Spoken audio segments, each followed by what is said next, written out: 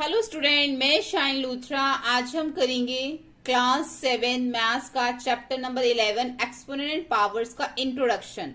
New addition में हमारा chapter number 11 है, ओल्ड में हमारा चैप्टर नंबर 13 है। तो इसका हम स्टार्ट करते हैं इंट्रोडक्शन। तो सबसे पहले मैंने यहाँ पे लिखा है एक नंबर 1000। तो हम 1000 हमारा एक नंबर है, लेकिन हमारे चैप्टर का नेम क्या है? Exponents and powers. तो एक्सपोनेंट एंड पावर्स क्या होते हैं? देखो 1000 जो मैंने नंबर लिखा है, अगर मैं 1000 को एक्सपोनेंशियल फॉर्म में लिखूं तो अगर मैं इसको 1000 को इसके फैक्टर्स निकालती तो पहले मैं 10 से करूंगी, फिर से मैं इसको 10 से करूंगी और फिर से इसको 10 से करूंगी। तो क्या आ गया? 10 इंटू 10 इंटू 10, जो मैंने यहां पे लिख दिया। तो 10 कितना हमारा 3 टाइम है, तो 10 की यहाँ पे पावर कितनी हो गई? 3 हो गई। तो ये हमारे जो नीचे जो 10 है इसको हम बोलते हैं बेस, और जो ऊपर है हमारा ये 3 इसको हम बोलते हैं पावर, यानी कि 10 की पावर 3। ठीक है। और कुछ जो है इसको पूरे को जो है, ये जो पूरा है इसको जो है पूरे को एक्सपोनेंट बोलते हैं, और कुछ जो ऊपर हमने 3 लिखा हुआ है इसको भी एक्सपोनेंट बोलते हैं। ठीक है। यानी कि अगर हम कहें कि पावर और एक्सपोनेंट जो होता है वो सेम ही चीज होती है। आप इसको एक्सपोनेंट भी कह सकते हो, पावर भी कह सकते हो। ठीक है। और नीचे जो होता है हमारा बेस होता है। तो 10 raise to the power of 3। 10 की जो पावर हम यहाँ पे 3 लिखी है is the exponential form of 1000। तो ये जो 10 की पावर जो 3 आई है ये किसकी एक्सपोनेंशियल फॉर्म है? 1000 की एक्सपोनेंशियल फॉर्म। यानी कि हमने 1000 को एक्सपोनेंशियल फॉर्म में लिखा तो हमारा क्या बन गया? 10 की पावर 3, यानी कि 10 रेज टू द पावर 3 हो गया हमारा। ठीक है। इसलिए इसको पूरे को भी हम एक्सपोनेंट, कुछ लोग जो है इसको पूरे को भी एक्सपोनेंट बोलते हैं। तो ये हमारा एक्सपोनेंट पावर एक तरह से सेम ही होता है। अब इसका एक सेकेंड एग्जांपल देखो, express 8 is the exponential form. अब हमने 8 को एक्सपोनेंशियल फॉर्म में लिखना है, जैसे हमने पहले 1000 को लिखा था। तो ऐसे हम 8 का एलसीएम ले लेंगे, फैक्टर्स निकालेंगे तो 1 2 3, तो 3 टाइम आ गया। तो 8 के एक्सपोनेंशियल फॉर्म क्या है? 2 रेज टू द पावर 3। ऐसे 256 को हम एलसीएम कर लेंगे, और 256 को जब एलसीएम करेंगे तो हमारे ये सारे फैक्टर्स बन जाएंगे। 2 जो है हमारा कितने टाइम आ गया? 8 टाइम। तो 256 की जो एक्सपोनेंशियल फॉर्म है वो है 2 रेज टू द पावर 8। ठीक है। इसी तरीके से अब देखो which one is greater, 2 raise to the power 3 और 3 रेज टू द पावर 2। इन दोनों में से कौन सा ग्रेटर है? तो पहले 2 रेज टू द पावर 3 करेंगे, 2 इंटू 2 इंटू 2 8 आ जाएगा। 3 रेज टू द पावर करेंगे 2, तो 3 इंटू 2 3 इंटू 3 9 आ जाएगा। अब हमारा यहाँ पे 8 आ गया है 9, तो 9 जो है वो ग्रेटर है 8 से, तो 9 के ऊपर हमारा ग्रेटर का साइन लग जाएगा। और 9 हमारा किसकी वजह से आया था? 3 रेज टू द पावर 2 की वजह से, इसलिए हमारा 3 रेज टू द पावर जो ग्रेटर है 2 रेज टू द पावर 3 से। ठीक है। नेक्स्ट देखो, यहां पे हमें बताना है express 72 as a product of power of prime factors. तो हमें यहाँ पे क्या एक्सप्रेस करना है कि 72 के जो प्राइम फैक्टर्स हैं हमने उसको यहाँ पे जो है पावर ऑफ प्राइम फैक्टर्स, यानी कि जो हमारे प्राइम फैक्टर्स आएंगे उसको हमने क्या किस में लिखना है? फैक्टर्स में लिखना है। तो 72 के हमारे प्राइम फैक्टर्स ये आ गए, 1 2 3 टाइम हमारा 2 आया और 2 टाइम हमारा 3 आया।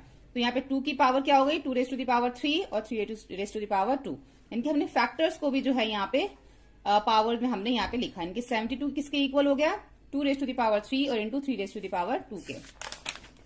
उसके बाद एक चीज देखो, हमें दे रखा है यहाँ पे -2 और हमारा ब्रैकेट ऊपर, इसकी पावर कितनी दे रखी है? हमें 2 दे रखी है।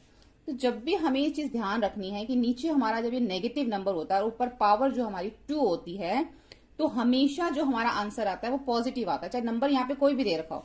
यहाँ पे भी -2 दे रखा है, यहाँ पे अगर -256 दे रखा होता, ठीक है, और इसकी पावर 2 दे रखी होती, तो हम इसको 2 टाइम मल्टीप्लाई करते तो जो आंसर आता ना हमारा वो पॉजिटिव आता। तो आपको ये याद रखना है, जब भी हमारी पावर 2 दे रखी होगी तो आंसर हमेशा हमारा पॉजिटिव आएगा। अब यहाँ पे -2 दे रखा, तो -2 को 2 टाइम मल्टीप्लाई करेंगे तो 4, और जब भी हमारी पावर 3 दे रखी होगी आंसर हमेशा हमारा नेगेटिव आएगा। ठीक है। इन दोनों को मल्टीप्लाई करके 4 को 2 से मल्टीप्लाई किया 8। एक तरह से ये देखो हमारे जो मल्टीप्लाई है ना, माइनस माइनस प्लस हो जाता है, इसलिए आंसर हमेशा पॉजिटिव आता है 2 में, जब पावर 2 होती है। 3 में क्या होता है? माइनस माइनस प्लस हो जाता है, फिर से हमारा प्लस माइनस माइनस हो जाता है, इसलिए आंसर नेगेटिव आता है हमेशा। अब हम देखते हैं लॉ ऑफ एक्सपोनेंट्स कि जो एक्सपोनेंट्स के लॉ हैं वो क्या है। आपको इसको काफी अच्छे से समझना है। देखो यहाँ पे m की पावर क्या दे रखी है? a की पावर m, और n की पावर क्या दे रखी है? n। जब हमारे जो बेस होते हैं आपस में जब मल्टीप्लाई हो रहे होते हैं, जो सेम होते हैं, यहाँ पे भी a है यहाँ पे भी है, बेस आपस में क्या हो रहे हैं? मल्टीप्लाई हो रहे हैं और दोनों सेम है, तो जो हमारी पावर्स होती हैं वो प्लस हो जाती हैं। जैसे कि 2 की यहाँ पे रेज टू द पावर 3, यहाँ पे 2 की 4, तो दोनों के बेस सेम है और मल्टीप्लाई हो रहे हैं, तो क्या होगा यहाँ पे हमारा जो पावर है ये तो कॉमन आ जाएगी। जैसे यहाँ पे दोनों बेस, जो हमारा बेस है वो तो कॉमन आ जाएगा और जो पावर है वो आपस में प्लस हो जाएंगी। तो हमारा बेस क्या है 2, ये कॉमन आ गया, दोनों की पावर को प्लस किया 7 आ गया, 2 की पावर क्या हो गई 7 हो गई। अब जब बेस सेम होते हैं और डिवाइड हो रहे होते हैं तो पावर आपस में माइनस हो जाती है। अब यहाँ पे बेस सेम है तो एक कॉमन आ गया, ऐसे यहाँ पे 2 जो है सेम है, बेस सेम है तो एक कॉमन आ जाएगा और पावर्स आपस में माइनस हो जाएंगी। तो 7 - 5 कितना हो जाएगा 2 हो जाएगा। एक चीज देखो यहाँ पे, अब ए की पावर यहाँ पे हमें m दे रखी है, उसके बाद ब्रैकेट में हमें n, यानी कि यहाँ पे जो पावर्स हैं आपस में मल्टीप्लाई हो रही हैं। a आ गया m इंटू n हो गया, तो m और n को मल्टीप्लाई किया तो mn हो गया। ऐसे देखो 2 यहाँ पे 2 रेज टू द पावर 3, ऊपर ब्रैकेट के बाद 4 देगा, तो ये आपस में क्या हो जाएंगी मल्टीप्लाई हो जाएंगी और पावर क्या आ जाएगी 12 हो जाएगी। ठीक है,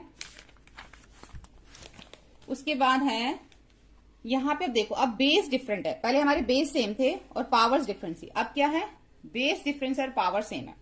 तो जब बेस डिफरेंट होंगे तो बेस हमारे आपस में मल्टीप्लाई हो जाएंगे और पावर सेम होगी तो वो कॉमन आ जाएगी, a इंटू बी, a b power m common है। देखो यहाँ पे बेस क्या है डिफरेंट है, यानी कि 2 और 3 आपस में मल्टीप्लाई हो जाएंगे और पावर हमारी कॉमन आ जाएगी, 2 3 जा 6 की पावर 4 हो जाएगी। ऐसे जब बेस डिफरेंट होंगे पावर सेम होगी, डिवाइड होगा तो वो डिवाइड हो जाएगी, पावर कॉमन आ जाएगी, जैसे 7/6 और 7/6 और पावर हमारी कॉमन आ गई। अब एक चीज देखो, जब भी किसी की पावर हमारी 0 होती है तो उसकी वैल्यू 1 हो जाती है, चाहे वो पॉजिटिव हो चाहे वो नेगेटिव हो।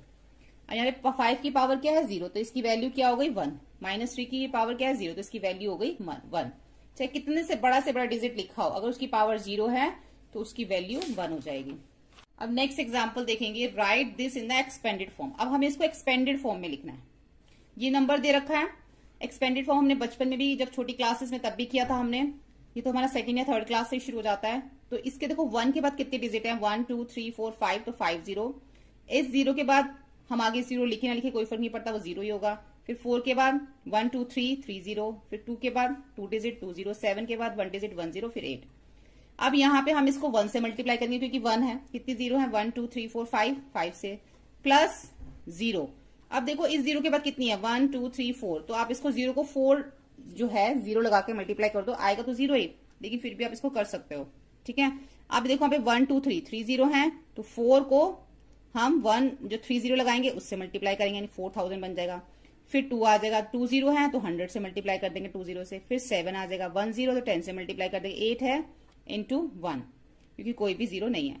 अब 5 0 है तो 5 0 का 0 ही आ जाएगा। 4 0 है यहाँ पे तो 4, उसके बाद यहाँ पे 3 0 है तो 3। देखो यहाँ पे हमने जो 0 लिखा था ना उसके साथ कितनी है यहाँ पे 0, उसके साथ 1 2 3 4 4 ही आएगा क्योंकि हमारा ये डिक्रीजिंग में चलेगा 5 4 3 2 1। ठीक है, तो 4 0, फिर इसके साथ 3 0 है, फिर इसके साथ 2 0 है, फिर इसके साथ 1। हम ये बीच वाले 0 को छोड़ नहीं सकते कि 0 है तो हम इसको काउंट ही ना करें। यहाँ पे हमने 0 लिख दिया, यहाँ पे हमने 0 लिख के इसको 4 जो इसके आगे डिजिट थी 1 2 3 4 0 से हमने उसको मल्टीप्लाई किया, आया 0 ही, लेकिन जो ये हमारा है उसकी पावर तो 4 आएगी ना। जैसे इसकी पावर हमारी 10 की पावर 5 है तो इस 10 की पावर 4 आएगी, इस 10 की पावर 3, इस 10 की पावर 2, इसकी 1 और ये 1 की पावर यहाँ पे कुछ नहीं है तो यहाँ पे 10 की पावर 0 आएगी। ठीक है, अब हमने जो है हमें नीचे एक्सपेंडेड फॉर्म में दे रखा सेम ऊपर वाला ही, अब इसको हमने नंबर्स में लिखना है। तो सेम वही है जो आया था। अब 10 की पावर 5 है तो 5 0, फिर 10 की पावर 4 है तो 4 0, फिर 3 0, फिर 2 0, फिर 1 0। यहाँ पे 10 की पावर क्या है 0 है, तो 10 की पावर जिसकी भी पावर 0 होती है उसकी वैल्यू 1 हो जाती है। ठीक है, इन दोनों को मल्टीप्लाई किया, हमारा ये आ गया। फिर इन दोनों को मल्टीप्लाई किया 0 आ गया, फिर इन दोनों को मल्टीप्लाई किया 4000, फिर इन दोनों को मल्टीप्लाई किया 278। ठीक है, और इसका क्या आ जाएगा 1 0 4 2 7 8। ठीक है, ये तो बहुत ही सिंपल है, ये आपने पहले भी बहुत बार कर रखा होगा। स्टैंडर्ड फॉर्म क्या होता है? स्टैंडर्ड फॉर्म होता है कि express the following number in standard form. जो भी हमें यहाँ पे नंबर्स दे रखे होंगे उसके आगे देखो आप कितनी हमारी 0 है 1 2 3 4 5 6 7 है, तो इट मीन्स 3 इंटू 10 की पावर 7 हो गई। इसका मतलब यही हुआ क्योंकि 7 0 है। अब जब हमारा यहाँ पे 7 आ गया है, इसकी जो पावर है वो 7 हो गई है, तो हमें क्या करना है यहाँ पे इसको हमारे जो है एक पॉइंट होता है जिसको हम 7 डिजिट आगे लेके जाएंगे 1 2 3 4 5 6 7, यानी कि जो हमारा डेसिमल है वो हमारा इधर आ जाएगा। तभी हमने इसको ऐसे लिखा 3.0। सिर्फ हम 3 देखो, पॉइंट से पहले जितनी भी जीरो होती है उनकी वैल्यू नहीं होती, लेकिन हमें यहाँ पे जो है सिर्फ 3 पॉइंट तो नहीं लिखेंगे, 3.0 करेंगे और जो 10 की पावर हमारी 7 आई है वो हम यहाँ पे ऐसे लिखेंगे। ठीक है, अब देखो यहाँ पर हमारा जो है 3, उसके बाद हमें यहाँ पे दे रखा है पॉइंट, लेकिन हमें यहाँ पे 5, 8, 9, 4 हमें जो है वो दे रखा है। अब हमें देखो यहाँ पे 10 की पावर क्या है हमारी 3 दे रखी है, तो जो हमारा डेसिमल जो है ना वो 3 डिजिट आगे चला जाएगा, जैसे 1, 2, 3 यहाँ आ जाएगा, तभी हमने जो है डेसिमल 3 डिजिट आगे कर दिया। ठीक है, हमें जो है पूरा का पूरा ऐसे दे रखा होगा, हमें जो है डेसिमल कितने डिजिट आगे करना है वो हमें देखना। अगर पावर 7 है तो 7 डिजिट आगे करोगे, पावर 3 है तो 3 डिजिट जो है वो लेफ्ट की तरफ करोगे, पावर 4 है तो ये देखो अब यहाँ पे अभी कोई डेसिमल नहीं है, तो यहाँ पे आपको मानना है कि यहाँ पे एक डेसिमल है। ठीक है, उसके बाद यहाँ से 1, 2, 3, 4 यहाँ पे जो है हमारा एक डेसिमल आ जाएगा क्योंकि पावर 4 है। अब देखो यहाँ पे पावर हमें 10 दे रखी है, तो हमें 10 डिजिट आगे करना है, 1, 2, 3, 4, 5, 6, 7, 8, 9, 10, यानी कि यहाँ पर जो है हमारा डेसिमल आ जाएगा। देखो यहां तक तो हमारी वैल्यू है इसकी, लेकिन पॉइंट से पहले जितनी भी ये सारी इधर राइट साइड पे जितनी भी जीरो है ये इसकी कोई वैल्यू नहीं है, आप चाहे इसको लिखो या ना लिखो। जब तक हमारा ये नंबर है 4 यहां तक इसकी वैल्यू है, लेकिन उसके बाद जितने भी पॉइंट्स है जितने भी जीरो की वैल्यू नहीं है, तो हमारा ये आ जाएगा 10 की पावर 10 हमें दे रखा है। ठीक है, तो ये था हमारा एक्सपोनेंट पावर्स का जो इंट्रोडक्शन था, और अगर आपको ये अच्छे से समझ आ गया तो सारी एक्सरसाइज बहुत इजीली कर सकते हैं। सभी वीडियोस आपको चैनल की प्लेलिस्ट में मिल जाएंगी। वीडियो हेल्पफुल लगे तो प्लीज लाइक शेयर सब्सक्राइब करें। Thank you.